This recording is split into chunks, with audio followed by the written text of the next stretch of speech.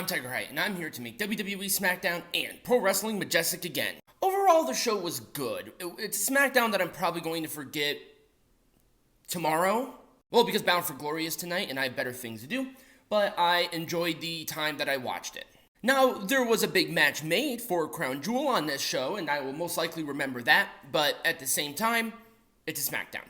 It's a Smackdown on a day. That's pretty much how I saw this. Maybe if I was live, I would think about it, but I barely remember what happened on Dynamite. So let's go into our first promo with Paul Heyman kicking off SmackDown, talking about Roman Reigns and the match that Reigns is going to have with LA Knight for the Undisputed Champion at Crown Jewel. Blah, blah, blah, blah, blah. Out comes LA Knight. Huge pop. They have a really good back and forth. They're just doing everything right with LA Knight. Like, 100%.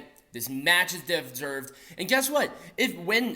You really think LA Knight's going to be the guy to beat Reigns? That would be insanity, but if I was a betting man, I would not put my money on that.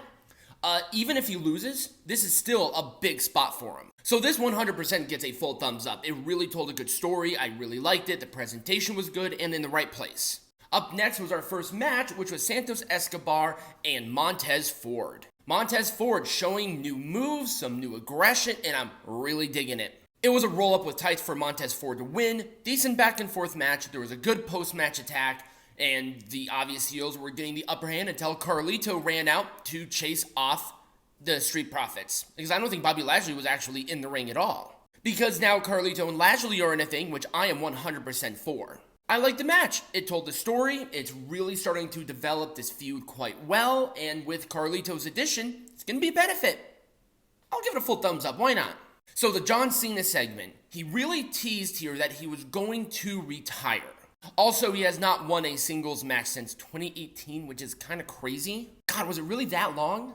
Anyway, challenges anybody. Solo Sikoa comes out. Then Jey Uso comes out and they both attack. And then Jay comes out. I think I said Jay twice. Jimmy hit John Cena with a super kick, and then Jay attacked Jimmy. There, clarification. I'm not re-recording. But yeah, I thought it was fine. Not the best John Cena promo I've ever heard in my entire life, but still developing this stuff with Bloodline, and now with Cena. I don't know. It's kind of weird for me, but I'm going to give it an Orange Cassidy thumbs up. I thought the whole point of putting Jay on Raw was to separate out the Usos till Mania. They're not doing that. So up next was Logan Paul coming out, talking about his boxing win against whatever his name is, and then Rey Mysterio comes out. And I said that they made a really big match here for Crown Jewel, and no matter how you brush with it, this is a big match. They're building it to a big match. Logan Paul mentioned Rey Mysterio and the United States Champion during his boxing fight. That's cross-promotion. And whatever you say about it, who else deserves the opportunity to go for the United States Champion right now? This is a big match. Rey Mysterio and Logan Paul with the face down. They actually had good chemistry on the mic, back and forth. I liked it. It gets a full thumbs up. Up next was A-Town Down Under taking on Dragon Lee and Cameron Grimes. I'm liking this little feud. It's very interesting. It's not something going after a title, but also it's putting Cameron Grimes, all these good stars on television, having a match. Was it a great match? It wasn't a great match. It was short, but they got a fun match out of the time allotted. And it was A-Town Down for the heels to win. Nobody looked bad. Nobody looked weak. Everybody looked fine. I wish it was a little bit longer, but it is what it is. I'll give it an Orange Cassidy thumbs up. And in our main event, for the WWE Women's Champion, we have Io Sky defending against Charlotte Flair. Why? Because Charlotte Flair is Charlotte Flair, and these two had a good main event. I'm sorry, it was a good main event. I liked this. I like how they structured where Charlotte will most likely be in a feud with Bayley outside of the title, which is good. I liked how Io Sky won the match where Charlotte speared Io, but Io had the belt, so essentially Charlotte speared the belt, knocking her out enough for the 3 count.